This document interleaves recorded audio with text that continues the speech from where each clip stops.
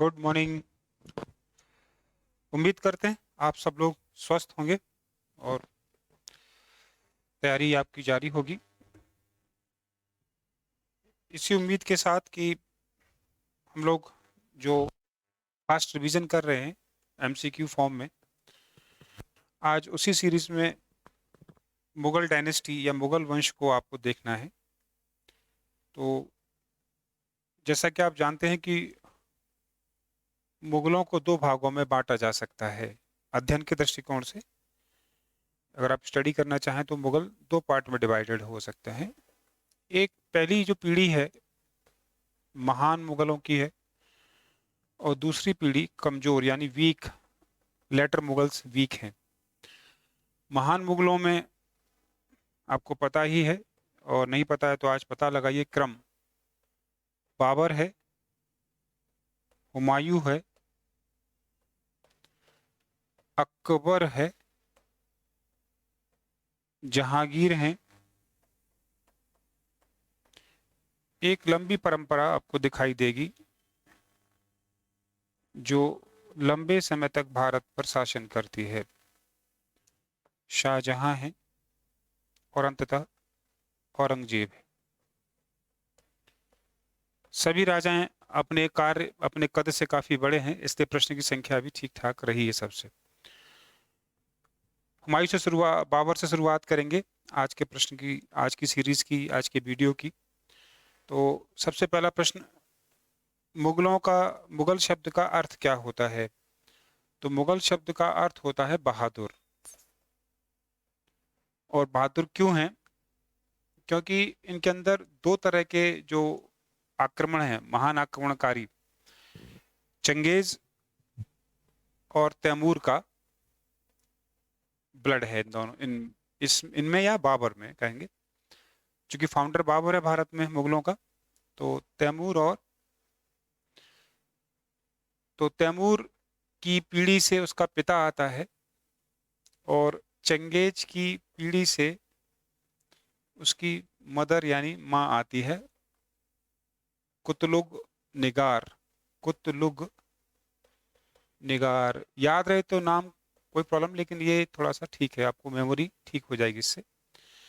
पिता का है शेख मिर्जा। तो शेख मिर्जा के और कुतलुग निगार का बच्चा बाबर बहुत कम उम्र में अपने जन्म स्थान से भागा। जन्म स्थान कहाँ है? फरगना, समरकंद। और ये इलाका सेंट्रल एशिया में है, जहाँ अमूर दरिया और सर दरिया नामक दो नदियां हैं। उसी घाटी से ये आदमी वहां से भागा या भागना पड़ा, क्योंकि जान का खतरा है। भारत की ओर रुख करता है, हिंदुकुश पर्वतों को पार करने के बाद भारत पहुंचा। कहा जाता है कि इसको इनवाइट किया गया। तो मैंने आपको बताया था इसको इनवाइट किस किसने किया है ना? राणा सांगा पहला जवाब होगा। इतिहास पर सहमति नहीं है, लेकिन प्रश्न तो बनता ही है किस किसने इनवाइट किया है। तो राणा सांगा इनवाइट कर रहे हैं। राणा सांगा के बाद फिर दो लोधीज हैं, अलग अलग हैं, बस आपको लोधी दो तरह के याद रखने हैं, इससे आपको याद करने में आसानी होगी। तो दो लोधी में से दो माने दौलत, ठीक है? तो दौलत लोधी याद कर रहा है उसको, और आलम खां लोधी याद कर रहे हैं, ठीक है? जो कुल ये तीनों मिलकर इब्राहिम लोधी को हराना मारना चाहते हैं। उन्हें लगता है कि बाबर ऐसा कर देगा और इनका नुकसान भी नहीं होगा। क्यों इनवाइट कर रहे हैं? जैसे मैंने कहा, बाबर को, क्योंकि इब्राहिम लोधी को सबक सिखाना है, मारना है, ये बुलाने का रीजन रहा है।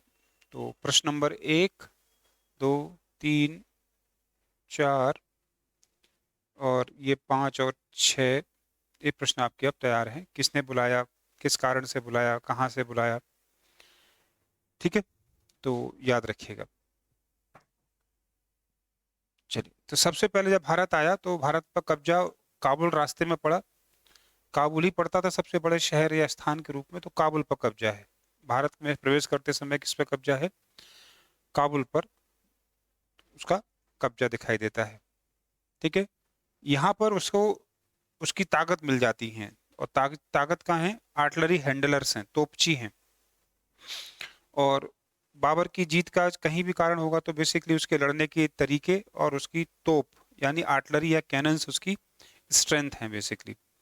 तो यहाँ पर उसे दो तोपों के साथ मिलते हैं जो उसकी मदद करते हैं, बारूद का प्रयोग करने वाला है व्यक्ति। तो भारत में तोपों का प्रयोग करने वाला, बारूदों का प्रयोग करने वाला ये पहला व्यक्ति तोप के साथ दिखाई देगा आपको, है ना। क्या नाम है, बाबर। ठीक है, तोपचियों के नाम आप चाहें तो नोट कर लें, लेकिन जरूरत नहीं है। उस्ताद अली और मुस्तफ़ा अली, उस्ताद और मुस्तफ़ा दो नाम हैं। जैसा मैंने कहा आवश्यकता नहीं है, लेकिन हाँ इसकी राज, अगर सफलता का राज है तो आपको देखना पड़ेगा। तोपें हैं, आगे आप देखेंगे आपको एग्जाम्पल मिल जाएगा। अंततः इब्राहिम लोदी से झगड़ा तैयार हो जाता है इन सब की वजह से। तो वो इब्राहिम लोदी से अप्रैल में लड़ेगा, यानी गर्मियों में, गर्मियां शुरू होने वाली हैं। कहाँ लड़ेगा, 1526 में। कहाँ लड़ेगा, तो ये पानीपत में लड़ेगा। पानीपत में इतनी लड़ाई, पहली बार इतनी बड़ी लड़ाई हुई, तो ये पानीपत का प्रथम युद्ध हो जाएगा। पानीपत का प्रथम युद्ध में बाबर ने इब्राहिम खान लोधी को मार दिया, और सल्तनत काल का पहला राजा जिसकी युद्ध में मृत्यु हुई तो वो कौन हो गया, इब्राहिम लोधी हो जाता है। ठीक है, चलिए, तो लगभग प्रश्न संख्या हमारी 10 के आसपास पहुंच गई है। कुछ प्रश्नों को और देखिए आप लोग। अब कौन से प्रश्न देखने हैं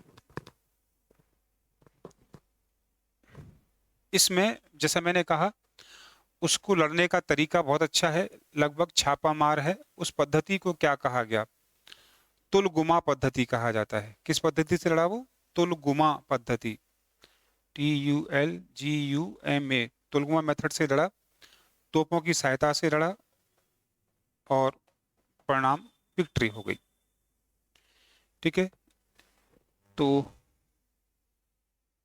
ये उसकी पद्धति आपसे पूछी जाती है जिस जो उसकी जीत का कारण बनती है। इब्राहिम खान लोधी के साथ में कौन है, इसको भी ध्यान रखना पड़ेगा, क्वेश्चन पूछा गया है। तो लोधी का साथ, इसमें इब्राहिम लोधी का साथ दिया है ग्वालियर के राजा विक्रमजीत ने। तो कुछ राजा लोधी के साथ भी खड़े हैं, लेकिन वो उनसे दूर रहता है। विक्रमजीत ग्वालियर का राजा है जिसने का साथ, इब्राहिम का साथ दिया, लेकिन लोग दोनों ही हार गए हैं, विक्रमजीत भी और इब्राहिम खान लोधी भी। तो इस तरह से बाबर की भारत में पहली विजय अब आपको नोट कर लेनी चाहिए। पानीपत का प्रथम युद्ध, इब्राहिम लोधी के विरुद्ध मार दिया गया उसे। ठीक है, अब अगला प्रश्न, और कौन कौन से युद्ध होंगे, तो उसके लिए आपको रखना चाहिए पानीपत, PKCG, ये उसके युद्ध का क्रम है।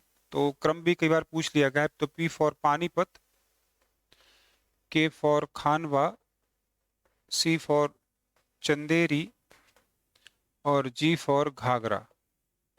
ठीक है, ये युद्ध हैं जो उसने लड़े हैं। किसने, इब्राहिम बाबर ने 1526 में। ठीक है, ये बात समझ में आ रही है आप लोगों को। चलिए, इसके बाद अगला युद्ध देखते हैं, 1527 में है, खानवा का युद्ध है बाबर का। किसके किसके विरुद्ध है, तो ये आपको बताना होगा,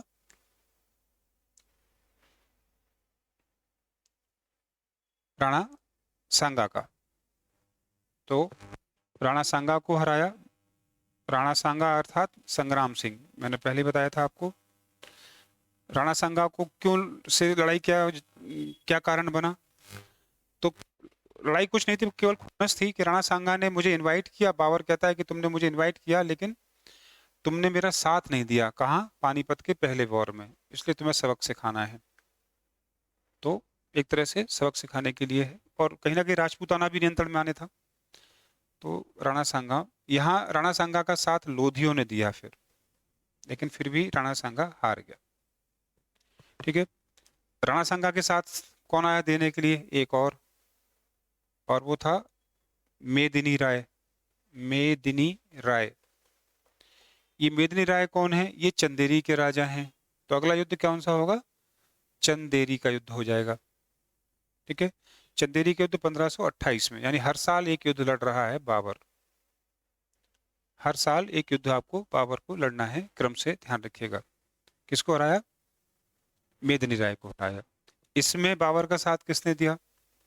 इसमें बाबर का साथ मिला, बाबर को साथ मिला शेरशाह सूरी का, शेर शाह सूरी का साथ मिला, तब जाके वो मेदिनी राय को हरा पाया। मेदिनी राय और राणा सांगा दोनों राजपूत हैं, इसलिए आपस में दोस्त हैं। ठीक है, इस तरह से बाबर के दुश्मन कौन कौन हो गए एक बार फटाफट देख लो। सॉरी, बाबर के दुश्मन कौन कौन है? इब्राहिम खान लोधी, राणा सांगा, मेदिनी राय, और दोस्त कौन है? तो शेरशाह सूरी। यहाँ उसकी दोस्त क्या है? बस केवल मदद करने आ गया है, तो लड़ना है। ठीक है, अंतिम युद्ध जो है वो 29 में लड़ा गया। कब? 1529 में घाघरा का युद्ध। इसमें उसने अफगानों को हरा दिया अंततः। भारत में अफगान हार गए हैं इस घाघरा के युद्ध में। इस तरह से बाबर के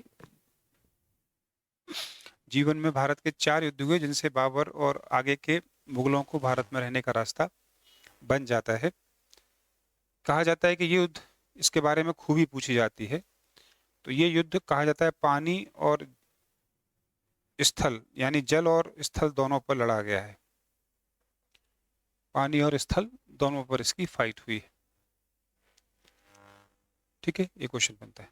बाबुल मर गया, और जब मर गया तो पहले उसे 2 बार दफनाया गया, एक आराम बाग में, और बाद में फिर उसे निकाल के वहां से काबुल, उसकी जन्मभूमि ले गए थे, मदरलैंड, बर्थ प्लेस, क्योंकि उसकी इच्छा थी कि जब मरूं तो मैं कहाँ दफना दिया जाऊं?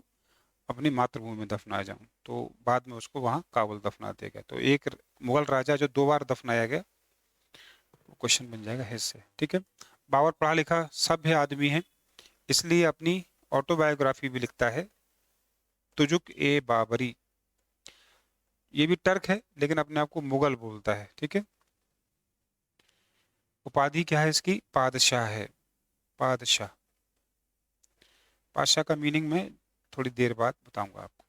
ठीक है, पूरा नाम क्या है? जहीर उद्दीन मोहम्मद बाबर, जहीर उद्दीन मोहम्मद बाबर। ठीक है, थोड़ी सी कविता भी लिखता है। तो एकमात्र मुगल जिसको कविताओं का शौक है, एकमात्र मैं इसलिए कह रहा हूँ क्योंकि महान मुगलों में या तो ये करता है, या सबसे अंतिम मुगल यानी बहादुर शाह जफर करेगा शेर व शायरी को। तो इस तरह से प्रश्न ज़्यादा नहीं है, लगभग 20 प्रश्न हैं बाबर के जो आपसे पूछे गए हैं। आगे भी संभावना रहेगी जिनको आप यहाँ से तैयार कर सकते हैं। ठीक है, तो छोटे से वीडियो में बाबर पर 20 MCQ आपके अब तैयार है, एक एक करके आप इनको समझ सकते हैं। ठीक है, जल्दी ही दूसरे वीडियो में आपसे मुलाकात होगी, तब तक के लिए टेक केयर।